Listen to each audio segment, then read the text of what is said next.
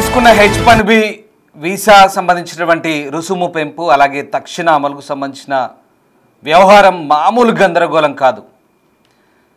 America నుంచి ఇక్కడికి రావాల్సినటువంటి వ్యక్తులు పండుగలకు, దసరా, దీపావళికి లేదా పెళ్లిళ్ళు చేసుకోవడానికి, పెళ్లిళ్ళకు అటెండ్ అవ్వడానికి ఇట్లా అనేక రకాల కారణాలతో భారత్కు రావాల్సినటువంటి వ్యక్తులు మామూలు టెన్షన్ పడలేదు. కొందరైతే అమెరికాలో విమానం ఎక్కి వేరే ప్రాంతానికి కనెక్ట్ ఫ్లైట్ ఉండే పరిస్థితులు అక్కడి నుంచి అక్కడికే వెనుదిరిగారు. కొంతమంది అయితే దుబాయ్ నుంచి సమాచారం తెలిసిన వెంటనే అటు నుంచి అమెరికాకు వెళ్ళిపోయారు. కొంతమంది ఫ్లైట్లో ఎక్కి ఇక టేకాఫ్కు రెడీ ఉన్న సమయంలో బతిమాలి మరీ కిందికి దిగిపోయారు. ఇక మరి మన శంషాబాద్ విమానాశ్రయం అయితే వెంటనే సమాచారం అందుకున్న వెంటనే సాఫ్ట్వేర్ ఇంజనీర్లంతా తట్టా బుట్టా సర్దుకొని వెనకకు బ్యాగ్ వేసుకొని అట్నుంచి అటే శంషాబాద్ విమానాశ్రయం అయితే పూర్తిగా కోలాహలంగా మారిపోయింది. సాఫ్ట్వేర్ ఇంజనీర్లంతా వెంటనే 21వ తారీఖు బయలుదేరి 22వ తారీఖు లోపు అమెరికాలో ఉండాలని తెలియగానే మామూలు హడావుడి కాదు. ఇది ట్రంప్ పెట్టిన టెన్షన్. కానీ తర్వాత విషయం వేరే. H1B వీసా పెంపుతో ఇండియన్స్ ఒక్కసారిగా టెన్షన్ మొదలైంది. యుఎస్ నుంచి ఇండియాకు బయలుదేరి అందరూ కూడా రావాలంటూ చెప్పిన పరిస్థితులు ఒక్కసారిగా వ్యవహారం అంతా తలకిందులుగా మారిపోయింది. అర్ధాంతరంగా ఒక్కసారిగా ఇండియా నుంచి బయలుదేరి వచ్చారు. వాళ్ళంతా కూడా ఇండియా నుంచి బయలుదేరి వెళ్ళిపోయారు. కొంతమంది అయితే భారతీయులు విమానాశ్రయం నుంచి విమానం దిగి బయలుదేరిన పరిస్థితి. మరికొంతమంది అయితే ఇక ట్రంప్ ప్రకటన తీసుకొని హడావుడిగా రెక్కలు కట్టుకొని మరి సీట్ల నుంచి లేచి వచ్చి మరి డోర్ దగ్గర నిలబడ్డారు. పదుల సంఖ్యలో ప్రయాణికులు ఆ పరిస్థితికి లోనయ్యారు. ఇక వారి విజ్ఞప్తి వల్ల ఫ్లైట్ షెడ్యూల్ కూడా 3 గంటల ఆలస్యమైన పరిస్థితి. దుబాయ్లో ఈ పరిస్థితులు చోటు చేసుకున్నాయి. అమెరికా వదిలి బయటకు వెళితే ఇక H1B వీసా కోసం మళ్ళీ $1,00,000 కట్టాలన్న ఆందోళన ఒకవైపు, మరోవైపు 21వ తేదీ అర్ధరాత్రి లోపు తిరిగి వచ్చేయాలన్న ఆయా కంపెనీల ఆదేశాలు మరోవైపు. మొత్తం మీద సాఫ్ట్వేర్ ఇంజనీర్లు అయితే గందరగోళానికి గురయ్యారు, ఆగమాగమయ్యారు.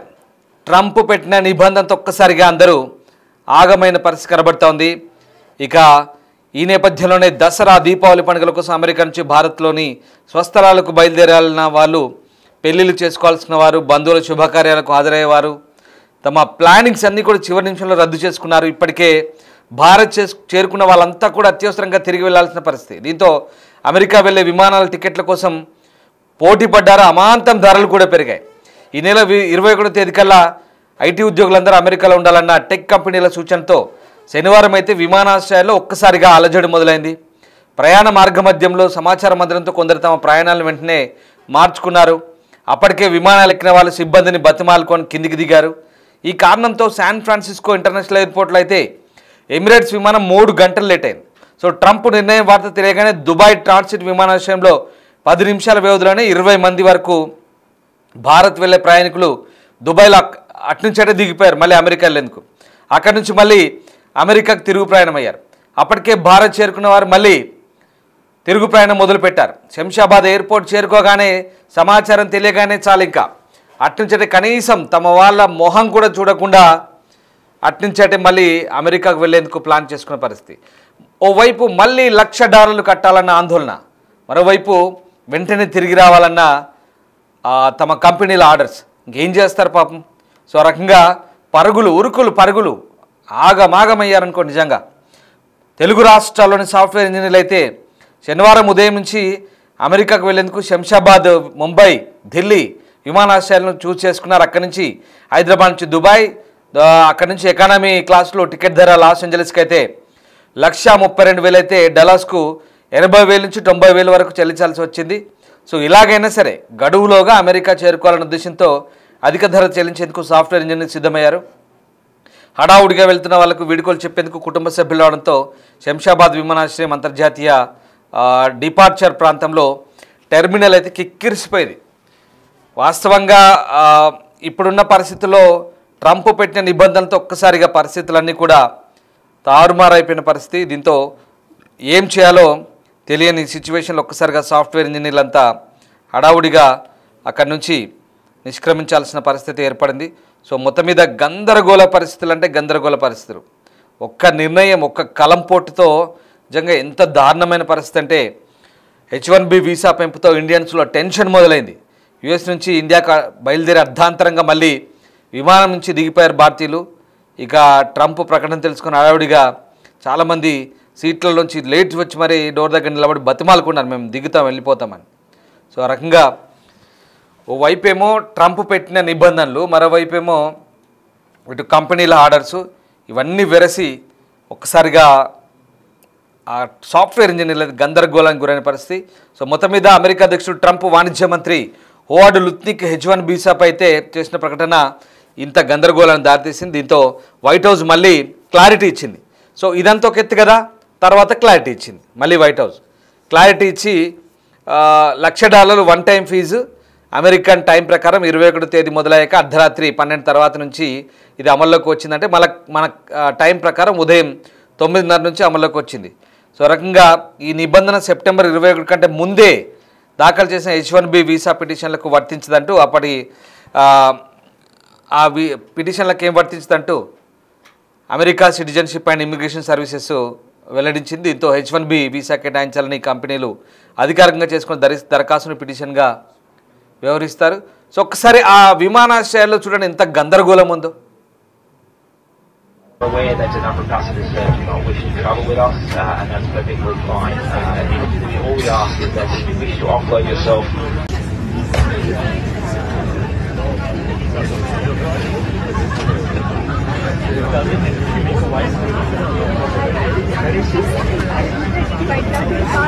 due to the current circumstances, obviously that are unprecedented for us here at Emirates. We are aware that a number of passengers do not wish to travel with us, and that's perfectly fine. All we ask is that if you wish to offload yourself,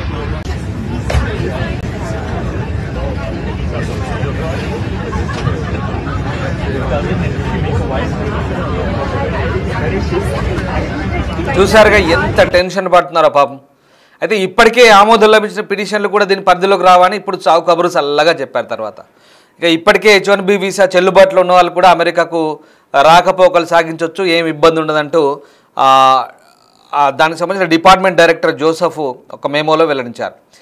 ఈ గైడ్లైన్స్కి అనుగుణంగా అధికారులు నిర్ణయాలు తీసుకోవాలని సూచించారు. ప్రస్తుత వీసాదారుల ప్రయాణ హక్కులపై ఎట్లాంటి ప్రభావం ఉండదని చెప్పారు. సో దానికోసం ఇప్పుడు ఇండియన్ ఎంబసీ H1B వీసా ఫీజును భారీగా పెంచడంతో నెలకొన్న ఇబ్బందికర పరిస్థితుల నేపథ్యంలో మన ప్రభుత్వం స్పందించింది. మన ఎంబసీ ఒక హెల్ప్ లైన్ అయితే ఏర్పాటు చేసింది. సో 1-202-2 మళ్ళీ చెప్తున్నాను +1-202-550-9931 మళ్ళీ చెప్తున్నాను +1-202-550-9931 ఈ నంబర్కు ఫోన్ చేయొచ్చు లేదా వాట్సాప్ చేయాలని సూచించింది. భారతీయులకు మాత్రమే అత్యవసర సహాయం పొందడానికి అవకాశం ఉంటుందని, H1B వీసాలో అత్యధికంగా మన వాళ్ళే దాదాపు 72% ఉన్నారు కాబట్టి ఖచ్చితంగా ఈ పరిస్థితులు ఉంటాయని చెప్తోంది. సో ఏకంగా 88 లక్షలు ఫీజు పెంచింది కాబట్టి ఇక అది 22 తర్వాత దరఖాస్తు చేసుకున్న వాళ్ళకు వర్తిస్తుంది, 21 లోపు చేసుకున్న వాళ్ళకు ఏం ఇబ్బంది ఉండదని చెప్పారు. సో ట్రంప్ ప్రకటనపై సంతకం చేసిన కొన్ని గంటల్లోనే అమెరికాలోని భారతీయుల్లో విస్తృతమైనటువంటి భయాందోళన, గందరగోళం, ఒక రకమైనటువంటి ఆందోళన. సో ఇదంతా కూడా అమెరికన్ చట్టసభ సభ్యులు, నాయకులు దీన్ని నిర్లక్ష్యంగా అభివర్ణించినప్పటికీ చాలామంది స్వదేశానికి విమానాలు ఎక్కడానికి అప్పటికే వెయిట్ చేస్తున్నారు. భారతదేశంలో అనేక మంది తిరిగి రావడానికి ప్రయత్నించినప్పుడు చివరి నిమిషంలో ఆ ప్లానింగ్స్ అన్ని కూడా రద్దు చేసుకున్నారు. ఇమిగ్రేషన్ లాయర్లు, కంపెనీలు, H1B వీసాదారులు, కుటుంబ సభ్యులకు హెచ్చరికలు జారీ చేసిన వెంటనే ఇదంతా కూడా పరిస్థితి చాలా దారుణంగా మారింది. నిజంగా చెప్పాలంటే అసలు ఈ $1,00,000 అనేది వన్ టైం ఫీజు మాత్రమే వైట్ హౌస్ ప్రకటన చేసిన తర్వాత ఇదంతా కూడా చాలామంది మళ్ళీ ఈ టికెట్లు రద్దు చేసుకోవాల్సి వచ్చింది. చాలా దారుణం. అసలు ఒక్కసారిగా అందరూ కూడా ఈ సోషల్ మీడియాలో ఇవన్నీ పోస్టులు పెట్టడంతో అంతర్జాతీయ మీడియాలో వార్తలు వచ్చాయి. ఒక్కసారిగా పరిస్థితి అంతా కూడా దారుణంగా మారింది. సో డొనాల్డ్ ట్రంప్ చేసిన హడావుడి అంతా ఇంత కాదు. సో మొత్తం మీద ఈ వీసాల వ్యవహారం అయితే ఇప్పుడు గందరగోళాన్ని దారితీసిన తర్వాత కొంత క్లారిటీ అయితే వచ్చింది. సో ఇంకో విషయం ఏంటంటే H1B వీసాల ఫీజును $215 నుంచి $1,00,000 పెంచుతూ అమెరికా అధ్యక్షుడు ఈ ట్రంప్ తీసుకున్న నిర్ణయం ఆ దేశ లేబర్ మార్కెట్ను తీవ్రంగా ప్రభావితం చేయబోతుంది. కొన్ని రంగాల్లో దిగ్గజ సంస్థలకు ఇది చాలా సమస్యగా మారబోతుంది. అంటే ఏటా 85,000 మంది H1B వీసాలను జారీ చేస్తుంది ఇది. సో దీనికి అదనంగా మరొక 20,000 వీసాలను అక్కడి ఉన్నత విద్యా సంస్థలు చదువుతున్న వారికి ఇస్తున్నారు. ట్రంప్ నిర్ణయం నేపథ్యంలో వివేక్ రామస్వామి, ఎలాన్ మస్క్ విదేశీ ఉద్యోగుల సేవలను కంపెనీలు వాడుకోవడాన్ని సమర్థిస్తున్నారు. ట్రంప్ నిర్ణయాన్ని అక్కడ కంపెనీలు న్యాయస్థానాల్లో సవాల్ చేసే ఛాన్స్ ఉంది. సో అమెరికాలో దీనికి ఏది ఎఫెక్ట్ పడుతుందంటే ఎక్కువ శాతం కంప్యూటర్ రంగాలకే ఎఫెక్ట్ పడే అవకాశం ఉంది, టెక్నాలజీ మీద ఎఫెక్ట్ పడే అవకాశం ఉంది. US citizen and immigration services USCIS చెప్తోంది. సో ఆ రకంగా ఇంజనీరింగ్, ఆర్కిటెక్చర్, సర్వే రంగాలు 10%తో రెండో స్థానంలో ఉన్నాయి. సో ఆ రకంగా కంప్యూటర్ రంగంలో కస్టమ్ ప్రోగ్రామింగ్ దీనికి అత్యధికంగా వీసాలు అడుగుతుంది. అమెరికా టెక్ దిగ్గజాలు ఎక్కువ శాతం వీసాలు దక్కించుకుంటాయి కాబట్టి గూగుల్, మైక్రోసాఫ్ట్, మెటా, యాపిల్ కంపెనీలకు ఎక్కువగా ఎఫెక్ట్ పడే అవకాశం ఉంది. సో రకంగా అమెజాన్, మెటా, యాపిల్, ఆల్ఫాబెట్ కంపెనీలతో పోలిస్తే చిన్న కంపెనీలు, స్టార్టప్లు ఇవన్నీ H1B వీసాలు తీసుకునేందుకైతే ఇక ఖచ్చితంగా వెనుకడుగేస్తాయి. చిన్న కంపెనీలకైతే పెద్ద దెబ్బ. సో రకంగా అమెరికాలో కొత్తగా కళాశాల విద్యను పూర్తి చేసిన గ్రాడ్యుయేట్లు COVID-19 తర్వాత పరిస్థితి బాగాలేక ఉద్యోగాలు లభించిన వారికైతే ఇది ఒక రకంగా శుభవార్త అంటున్నారు. సో అక్కడ టెక్ సంబంధిత కోర్సులో గ్రాడ్యుయేషన్ చేసిన వారికి అవకాశాలు లభించే అవకాశం ఉంది అక్కడ అమెరికన్స్కి అయితే. సో ఆ రకంగా H1B వీసాలకు మధ్యస్థంగా వార్షిక వేతనం $120,000 ఉన్నట్టుగా నివేదికలు చెప్తున్నాయి. సో ప్రతిభావంతులైన విదేశీ ఉద్యోగులకు కంపెనీలు భారీగా చెల్లిస్తాయంటూ చెప్తుంది. సో రైట్, ఇది మొత్తం మీద సరే ఇవన్నీ చాలా సాంకేతిక అంశాలు. ఒక రకంగా చూస్తే అక్కడి దేశస్తులకైతే ఇప్పుడు కొంత ఒక రకంగా ఉపశమనమే, కొన్ని ఉద్యోగాలు దొరుకుతాయి. సో అమెరికన్స్ తీసుకున్న నిర్ణయాల్లో అమెరికా వాళ్ళకి ఉద్యోగాలు దొరుకుతాయనడంలో ఎలాంటి డౌటే లేదు. ఎందుకంటే కొంతవరకు ఇప్పుడు కట్టడి చేస్తున్నారు కాబట్టి వాళ్ళకు లోకలైట్స్కి జాబ్స్ దొరుకుతాయి. దాంట్లో కూడా నిపుణులను తీసుకుంటారు, ఎవరిని పడితే వాళ్ళని తీసుకోరు కదా.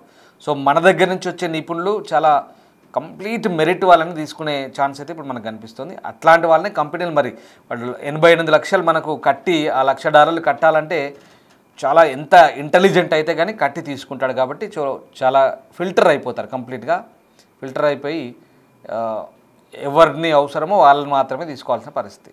రైట్, ఇది క్లారిటీ ఉంది. ఇది 22 తర్వాత ఇక్కడ ఇందాక చెప్పిన విషయానికి ఏంటంటే ఈ 21 తారీఖులోకి మళ్ళీ ఫీజు దాని రెన్యువల్, కొత్త వాళ్ళకా పాత వాళ్ళకా ఎవరు కట్టాలి ఎవరు కట్టొద్దు అనేది పెద్ద టెన్షన్. దీంతో నిజంగా చూడండి శాన్ ఫ్రాన్సిస్కో ఎయిర్పోర్ట్లో ఎంత గందరగోళం అంటే పాపం విమానం ఎక్కారు వెంటనే వాట్సాప్ మెసేజ్లు, ఒరే వచ్చేయండి, మన వాళ్ళకి కూడా వచ్చేయండి, పోవద్దు అవసరం లేదు. అటు కంపెనీ నుంచి ఇంటర్నల్ ఈమెయిల్స్, మీరు ఎక్కడున్నా 24 అవర్స్లో మళ్ళీ అమెరికాలో ఉండాలి.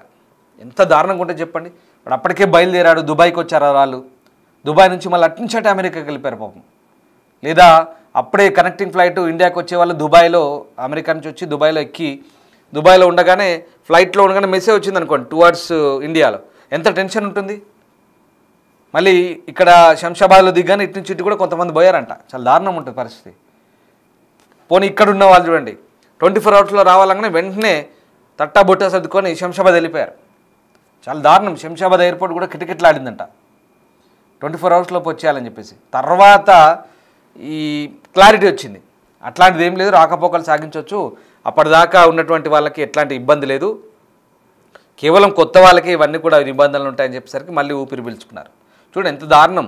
దసరా వచ్చింది, దీపావళి వచ్చింది, రకరకాల శుభకార్యాలు ఉంటాయి, పెళ్ళిళ్ళు ఉంటాయి, లేదంటే ఏదైనా బంధువులలో ఫంక్షన్లు ఉంటాయి.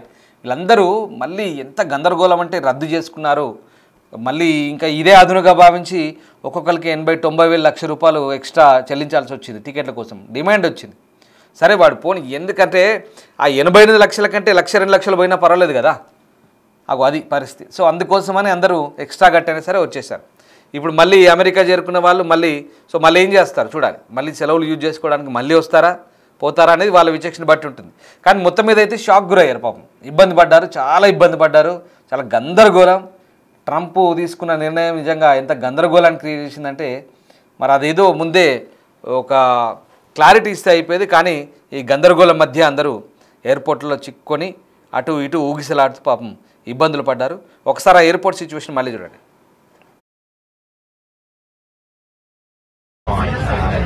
All we ask is that if you wish to offload yourself